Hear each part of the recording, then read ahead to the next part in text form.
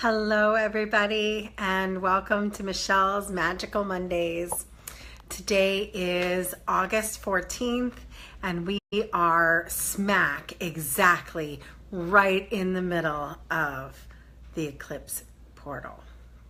So, welcome tonight. I just can't wait to talk. I've been really thinking about today's session, and I've been feeling very, very excited to bring this message to you. And so tonight we are going to give everybody a few minutes to get on, but we're gonna really cover some heavy stuff here. So just a mini review for those of you who haven't been watching every day. Maybe you just got on from last week. I've been doing a daily video every single day for the eclipse season. So I'm committing and promising to bringing you guys a video all the way through next Monday, the 21st, which is the big, great American eclipse, as they call it. And for me, I'm calling it the soul's return. So what we are doing is we are ascending energetically, we are ascending emotionally, we are ascending spiritually. And some people are doing it kicking and screaming, and some people are doing it really, really profoundly and openly and with a big fat open heart. So you have a choice. You can take the easy road or the hard road right now. But either way, you're going to move your soul's purpose forward. It's just what's happening. It's just part of the deal. It doesn't matter what sign you are. It doesn't matter where you live on the planet. It's going to happen. And so it has already started. We are deep into the powerful 2-week time period. We have already passed the Lion's Gate 888, which was last week. We have made it through and are still alive after the meteor showers. We have made it into the dark moon phase, where the moon is getting darker and darker every day.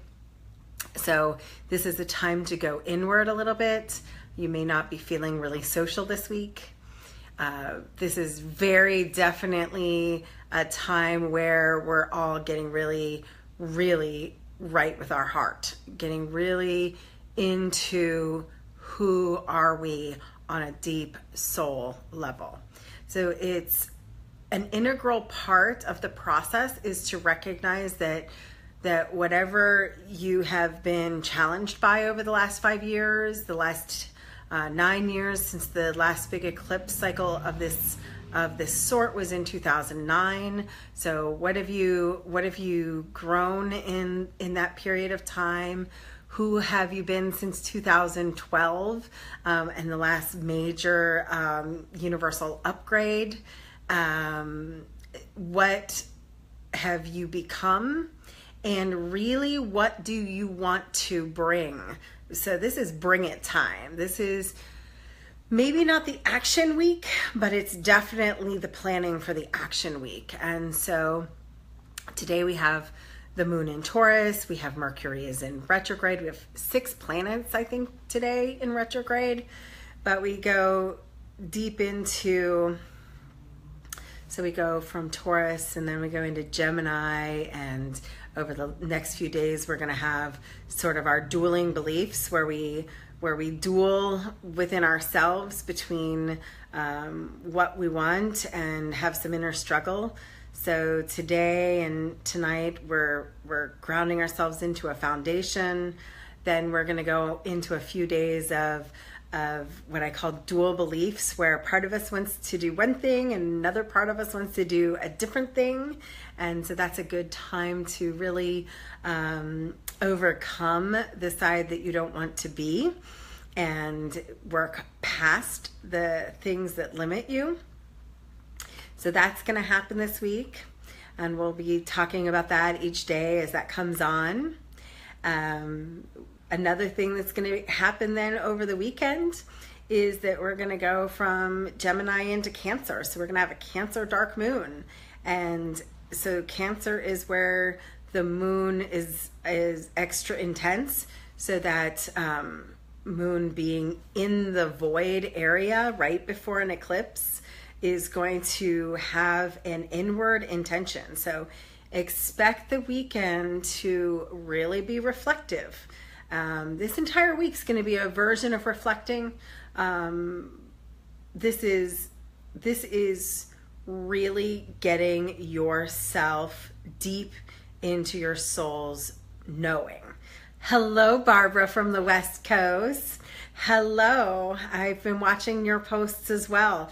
That's Sunrise Energy Healing. She's doing some incredible stuff during this eclipse season as well. And I see all of you out there, and I'm so excited for you guys to be here. And we're ready. So we're ready, and we're willing, and we're able to move forward. This is go time. So really get into that place where you're identifying the true self and who you want to honor. So this is about honoring your true self, your soul self. This is about honoring where you want to make your process go. This is really about reviewing how far you've come. If you don't think you've come very far, really look down into how the last 10 years have played out, how the last 5 years have played out, how the last 2 years have played out, and you'll see how much farther you've come than you think you have. So this is go time, and think about how much you can accomplish in the next 10 years, in the next 5 years, in the next 2 years, in the next 2 weeks, and who you want yourself and your soul to permeate on this planet. And there is a lot of really interesting, challenging things out there right now, if you're looking at the big picture. So it's love. We really have to do a love detail on ourselves. We have to love into our discomfort. What is it about yourself that you don't like? And get real with it. It's a good time to be breaking addictions, breaking habits, breaking things you don't like about yourself. So if you aren't in love with it about yourself, or it's a belonging that you have and you're not in love with it, you don't need it anymore. If it's a habit that came from your parents, came from your childhood, came from programs that was taught to you in school, you don't need it anymore. In fact, that's the theme here. What don't you need? Get rid of it. And if it's a habit that you want to create, fantastic. This is the time to create good habits, new habits. It's a good time to move forward. And it might be hard to move completely forward in the next couple weeks, but getting it together to move forward in the planning stages, in the recognizing of what that looks like. Who is your true self? That's really the theme for the day, is who are you? Who do you really know you are? Most of you have had some form of greatness or some form of dream that's living inside of you. This is the time to really down and dirty say what has stopped you. So most people fail, and that's part of the process. Fear is part of the process. Failure is part of the process. And that doesn't mean you're not going to succeed. In fact, the biggest successes on the world have had the biggest failures. Every single one of them have failed at something or in some way. So don't let failure, don't let where you are be the stopping ground here. Let who you want to be the motivator. Let who you are deep inside your heart be the goal setter. Because this is your true divine purpose. This is your true divine soul ready to shine through, to come into your time. This is for you. This is not even about anyone else on the planet anymore. What do you really need to do to be in ultimate receiving, whether that's a financial receiving, whether that's an emotional receiving, whether that's a spiritual receiving?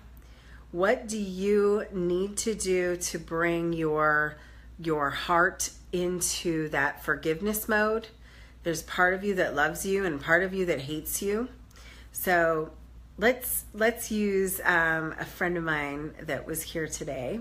Let's use an example from today. And we talked about the pain being a catalyst for being unable to move forward. And so what we talked about, and it was so profound, it was so lovely, it was so beautiful. We talked about forgiving the pain, forgiving it, and accepting it, and accepting that part of you that is you. And that acceptance is a surrender. So in one of my very favorite books, Universe Has Your Back, she has an entire chapter about surrendering. When you think you've surrendered, surrender some more. We have to feel into our destiny, but sometimes we have to accept exactly where we are. We have to let go our labels for where that is, our success and failure buttons upon what we think it is that we are today, so that we can become the emerging self that we're becoming. So deeply watch yourself transform in this time. It's not easy, but nothing in life that's really beautiful is easy.